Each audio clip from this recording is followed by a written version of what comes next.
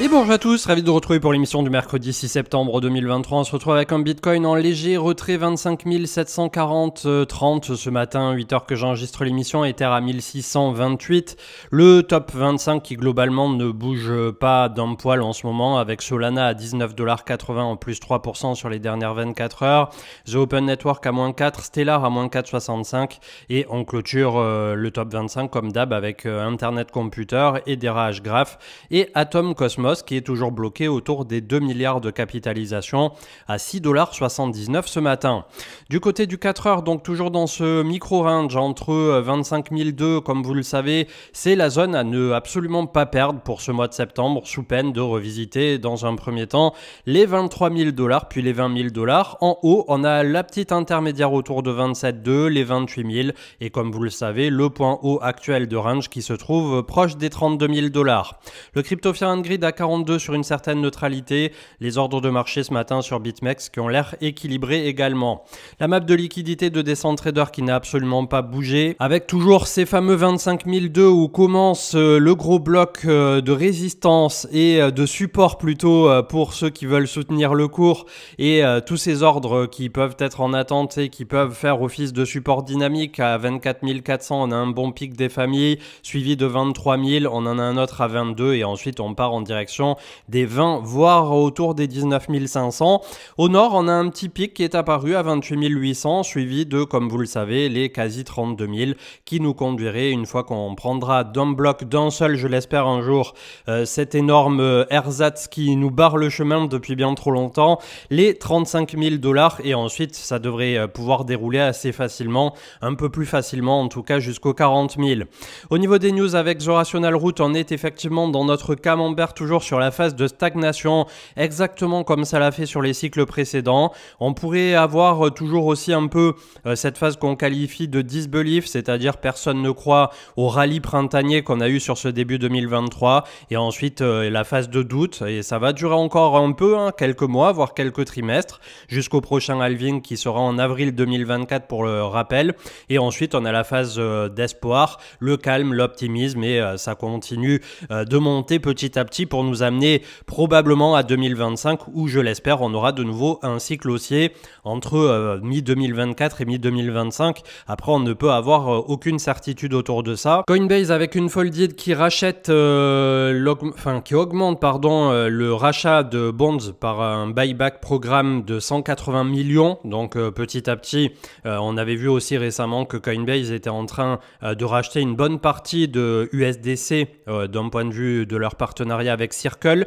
Donc là aussi, je pense qu'ils sont en train de s'asseoir eux pour derrière être le pont privilégié pour les ETF spot qui devraient être approuvés. On croise tous les doigts dans les prochains mois. Asher qui mettait en avant que c'était BD Multimédia qui vient de devenir Psan. C'est la société qui propose Allopass et les services de paiement Audiotel. Donc à voir ce qui pourrait se passer derrière, mais si Allopass propose le paiement crypto, je suppose que ça peut permettre aussi d'avoir une autre corde à cet arc qui est proposé au niveau des micro-paiements. On avait Cryptost qui mettait en avant que MetaMask, le portefeuille Web3 qui est mondialement connu, je pense désormais, et rappelle, je pense qu'à ce jour, c'est très intéressant de passer sur Rabi, ra2by.io, et qui n'est disponible pour l'instant que sur ordinateur, pas sur mobile. Attention, sur le Google, Android, Play Store, vous avez que des merdes, donc je précise bien.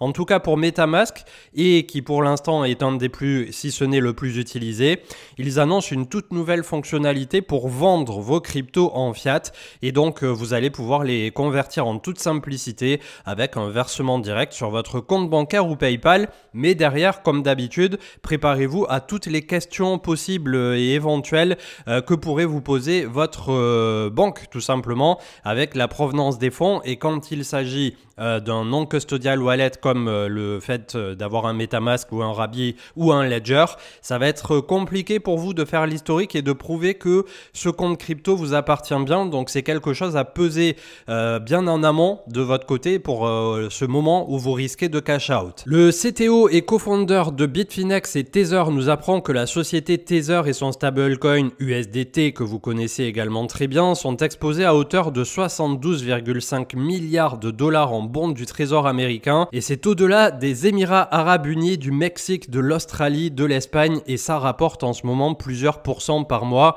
qu'ils sont en train, apparemment, d'après leur dernière déclaration il y a quelques semaines, pour ne pas dire mois, désormais, de réinjecter dans du Bitcoin pur et dur. Donc clairement, Tether, malgré l'arlésienne qui dure depuis 2017, que tôt ou tard ça allait tout simplement s'effondrer, qu'il y avait une opacité, une caisse noire autour de l'USDT. Et à ce jour, on a l'impression que c'est surtout le stablecoin le plus rentable de l'histoire et le mieux assis dans son Chesterfield. Donc je ne sais pas là aussi ce que ça donnera à l'avenir entre USDC, USDT et les autres qui coexistent. Mais en tout cas, pour l'instant, on en est là et ça se passe plutôt pas mal pour ceux qui sont à la tête d'USDT. Avec Cryptost toujours, le volume d'échanges sur les échangeurs centralisés est particulièrement bas. Depuis fin avril, moins de 20 milliards de dollars se sont échangés quotidiennement. À titre de comparaison, durant le bull market de 2021, c'était plus de 167 milliards de dollars qui pouvaient être échangés sur la journée et donc en spot, pas sur les futurs qui sont des contrats dérivés ni les options. Les bougies annuelles avec charts BTC, donc est-ce qu'on va reproduire à l'identique les cycles précédents avec 3 années consécutives de hausse, une grosse année de bear market qui est très baissière, une année de temporisation qu'on serait en train de faire en 2023 et ensuite l'expansion. En tout cas, voilà, pour l'instant on en est là, on est dans les clous de ce qui s'est passé précédemment et c'est un peu ce que je disais je crois dans le dernier live ou dans la dernière émission YouTube de lundi, c'est à se demander si quelque chose avec un tel métronome à chaque fois autour du halving du Bitcoin qui lance à peu de choses près finalement le top de ce cycle haussier suivant. Voilà, c'est quand même quelque chose qui est revenu déjà 3 fois. Est-ce qu'on peut avoir une 4e itération? En tout cas, il y a beaucoup de monde qui y croit et derrière, ce qui ferait toute la différence, ça serait cette approbation des ETF. Comme on en a discuté déjà un nombre incalculable de fois. On terminera avec 2 petites infos. C'était la plateforme de Casino Stake qui se serait faite hack et c'est pas qui se serait faite, c'est qui s'est faite hack au niveau de ses détentions crypto à hauteur de plus de 40 millions. Je crois que désormais on était à 60, donc ils se sont fait complètement vider. Le CEO, le co-founder, avait pas l'air d'être particulièrement inquiet, donc c'est qu'ils doivent avoir les reins solides ou alors ils prennent pas la chose très au sérieux. Mais voilà, c'était cette plateforme qui avait été mise en avant là aussi par certains influenceurs, mais pas forcément français ou du moins francophones, qui est en train de se prendre le bouillon. Et comme vous l'avez dit en commentaire, une fois de plus, on a eu voilà, un hack supplémentaire et il ne se passe quasiment pas une seule semaine sans qu'il y ait un hack de quelque chose qui est lié de près ou de loin à la crypto. Donc plus que jamais, faites attention à la fois à votre hygiène numérique, à la façon dont vous détenez vos cryptos et la façon dont vous les protégez. Un chart proposé par le co-founder de Glassnode, Nejan Tropic, qui met en avant le Nasdaq en mensuel et qui pour lui, on est déjà sur un retournement très largement acté et on pourrait avoir donc une phase d'expansion derrière, ce qui voudrait dire que le marché américain sous 2 ans là aussi re-rentrera en bull run et ça ferait nos petites affaires.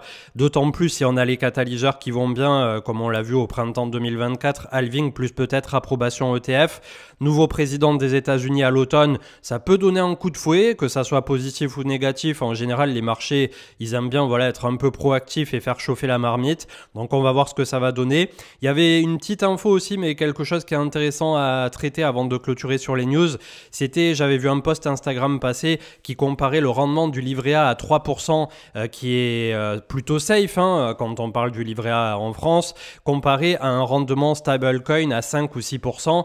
Et c'est vrai que quand on met en stablecoin, vu qu'il peut y avoir un problème de sous-jacent, on l'a vu avec les DPEG, c'est-à-dire qu'on n'a plus 1 pour 1, on peut avoir un problème de protocole quand c'est des protocoles, on peut avoir USDC Circle qui gèle vos USDC parce que votre tronche ne leur revient pas un jour ou l'autre ou parce qu'aux États-Unis ils ont décrété que, voilà, ça fait quand même un risque de capital à 100% pour aller chercher 5-6%, qui est le double certes du livret A, mais je pense à ce jour quand même que pour ceux qui ont la possibilité d'avoir le livret A en France et qui plus est n'est pas taxé et plutôt liquide. Alors après, comme disaient des personnes en commentaire là aussi, maintenant quand on veut sortir 1000 € en cash en France, il faut sortir tout son pédigré. Je dis pas le contraire. Ces dernières années, c'est devenu très très compliqué de naviguer sur le côté bancaire en France, mais en tout cas pour l'instant, il m'apparaît bon de rappeler que les 3% du livret A, c'est pas quelque chose qui est surfait au niveau de l'épargne de précaution ou de quelque chose de disponible rapidement.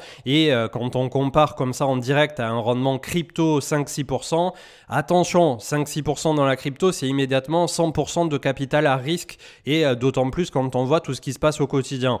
En clôture avec crypto, c'était un rapport de KuCoin qui révèle qu'en Turquie, près de la moitié de la population détient des cryptos, confirmant ainsi la montée en puissance de ces actifs dans le pays en réponse à la dévaluation monétaire et à l'inflation.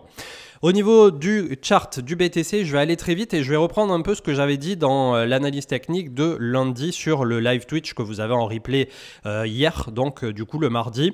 Et en fait, c'est là où on voit que quand on prend déjà les volumes sur Binance, on peut constater qu'au niveau de ce point bas qui est sous les 25 000, on a vraiment eu le gros volume de bottom, et notamment cette bougie qui était complètement insane sur la descente ici de mars 2023 avant d'avoir la poussée quand on est venu backtest autour de 19 800, 20 000 dollars. Et les 20 000, c'est vraiment la ligne rouge telle qu'elle apparaît à l'écran. C'est le bon mot, le bon terme. Il ne faut absolument pas perdre les 20 000 au cours de 2023. Sinon, ça veut dire qu'on fera potentiellement à minima de nouveau les 15-16 000, voire un nouveau point bas autour de 13-14 000 ou 12 000 pour les plus pessimistes. Donc ça, c'est le scénario extrêmement baissier. Tous les ETF rejetés, catalyseur baissier, nouveau président des États-Unis qui veut pas entendre parler des cryptos et qui mettrait des lois extrêmement réfractaires. Enfin voilà, vous voyez un peu la profondeur de ce qu'il faudrait avoir pour arriver à des extrémités, de telles extrémités, un peu comme ce que ça l'a été au moment du crack Covid en mars 2020. C'était quelque chose qui a vraiment transcendé toute la planète. Et d'un autre côté, ici, quand on zoome un peu plus, donc passer ce truc des 20 000, on a effectivement, si on prend en considération donc la hausse du bull run, toujours les 20 000 qui sont le volume profile de choix. Mais si on avance au début ici, alors je vais essayer de le retrouver, je l'avais tout à l'heure autour du début du bull run, donc au niveau du début de l'ascension, on retombe effectivement, alors j'essaie de l'ajuster, vous l'avez vu apparaître, voilà, là on est bon. On retombe autour de cette zone de 15 à 16 000 dollars. Et pourquoi? Puisqu'on l'avait vu data on-chain à l'appui, c'est-à-dire le nombre d'échanges qu'il y a eu à ce moment-là autour de 15-16 000. Il n'y a jamais eu autant de bitcoins qui ont été échangés que sur cette zone de prix-là.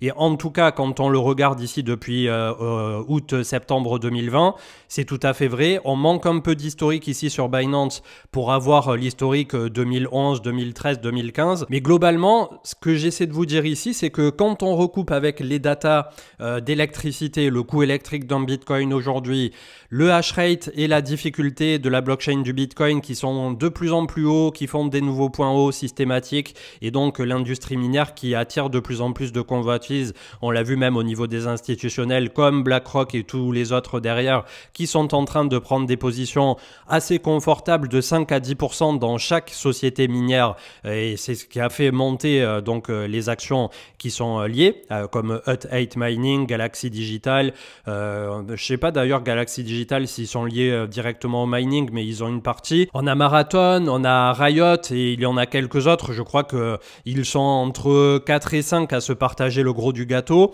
En tout cas, pour l'instant, c'est ce qui me fait dire que quand on est autour de 15, 16 à 20 000, on est sous-coté, tout ce bandeau ici, et finalement ce retest qui a été absorbé en mode bougie marteau suspendu ici, pour ceux qui font un peu de chandelier japonais, c'était une bougie de retournement qui était assez sérieuse ici et qui a donné ce que ça a donné là. Là, on a un retest parfait à 2 reprises autour de 25 000, mais pour autant, on a une situation où le marché crypto, alors que le marché américain continuait de nous donner une certaine vélocité, a l'air de se laisser mourir en apparence, en tout cas pour l'instant. Donc clairement, et ce jusqu'au halving, je pense que sous les 20 000, un Bitcoin, au vu des informations qu'on a aujourd'hui, est un peu sous-coté. Au-dessus, entre 20 et 25 000, c'est un peu plus difficile à dire. Je pense entre guillemets que c'est le juste prix avant le halving.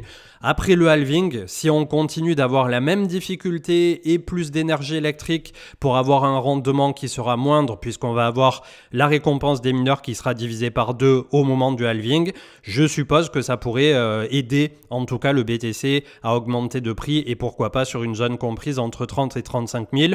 J'essaie là aussi de recouper un maximum de données pour arriver à cette conclusion, et ça n'est bien évidemment ni un conseil en investissement, ni du Nostradamus, ni une prédiction en mode mode c'est sûr que ça va arriver. Vous savez qu'on n'est pas là pour voilà, raconter des cracks sur la chaîne. Le crypto total, c'est exactement la même musique si on fait le même exercice, à ceci près que si mon souvenir est bon, on était autour des 1000 milliards pour ce gros du volume profile. Si on remonte un peu, je vais essayer de le caler comme ce qu'on vient de faire et peut-être reprendre à partir du début du bull run. Et en général, on revient à une zone comme ça qui nous donne les 1000 milliards de capitalisation et c'est une zone qui a été énormément travaillée depuis qu'on a la phase d'aplat de marché. On a des volumes qui sont complètement sur le déclin. On a toujours ce désintérêt des réseaux sociaux, des chaînes YouTube et de tout ça, bien que vous êtes encore entre 10 et 15 000 au quotidien à consulter les vidéos, donc je suppose qu'au niveau francophone, nous faisons les choses bien et je vous en félicite de continuer de nous suivre dans ces phases de bear market où finalement parfois il n'y a pas grand chose à raconter et l'analyse technique, ça fait des trimestres finalement qu'on est en train de tricoter au même prix, donc il n'y a pas grand chose à dire, peut-être pas des trimestres mais des mois depuis cet été. Et pour l'instant, c'est vrai que la zone des 1000 milliards ici pour le marché crypto est une zone très importante pour le volume profile et j'espère bien évidemment que ça va nous donner d'ici le premier trimestre 2024, donc on va dire sur 6 mois révolus à minima, un peu plus, quelque chose d'un peu plus intéressant, d'un peu plus vivace aussi à l'abord du halving et on devrait voir ensuite de très belles choses, que ça soit en positif ou en négatif. Le but c'est voilà qu'il y ait un peu d'émulation derrière et là désormais c'est aussi peut-être le point positif, mais que certains verront d'un mauvais œil, le fait d'avoir des BlackRock et Fidelity et tous les autres, Valkyrie, enfin il y en a je sais plus combien d'ETF qui sont en proposition en cours, 7 ou 8, peut-être un peu plus. Le jour où on va avoir BlackRock avec son ETF qui est en approbation, ça va être un peu comme une grosse vanne ou comme un barrage qui cède et quelque chose qui va permettre derrière aux États-Unis de déjà un peu discréditer l'action de la SEC, le gendarme de la bourse américaine et de Gary Gensler qui a eu vraiment un comportement assez déplacé finalement envers ce marché-là depuis 2 ans à peu près, peut-être un peu plus. Et ensuite, le point négatif mais qui apportera énormément de liquidité, c'est l'arrivée des très très gros poissons à la table du marché crypto. Est-ce que dans un premier temps, ils vont le faire décaler fortement à la hausse ou est-ce qu'ils vont essayer de le manipuler à la baisse pour essayer d'en racheter un maximum et ensuite faire un décalage à la hausse un peu plus tardivement? C'est là toute la question. Je comprends également les considérations éthiques de ceux qui disent que Satoshi Nakamoto se retournerait dans sa tombe s'il voyait là où en est arrivé le Bitcoin. Mais c'est peut-être aussi qu'il en est arrivé à un stade de telle maturité qu'il en est là où il devait être au moment où nous en parlons actuellement et que peut-être plus tard ça représentera une nouvelle classe d'actifs à part entière dans le joug complet de ce que représente la finance aujourd'hui. Ça représente déjà beaucoup, comme on l'a vu tout à l'heure avec l'USDT de Tether et les bonds qu'il possède. Quand on parle d'États entiers, notamment comme les Émirats Arabes Unis, qui ne sont pas en reste niveau valorisation, on a quand même voilà, quelque chose qui est assez sérieux, qui commence à peser, qui commence à inquiéter les banques centrales. Donc on va vivre 2, 3, 5, peut-être 10 ans supplémentaires qui vont être assez extraordinaires à passer tant d'un point de vue fondamental que d'un point de vue de ce virage qui est en cours sur la finance mondiale et cette transition dans laquelle j'espère les cryptos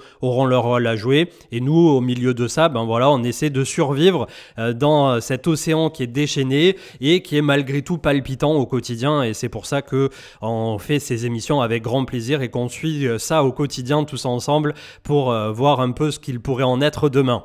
Je vous souhaite une excellente journée, je vous retrouve au cours du week-end et continuez d'être prudents. Ciao, ciao.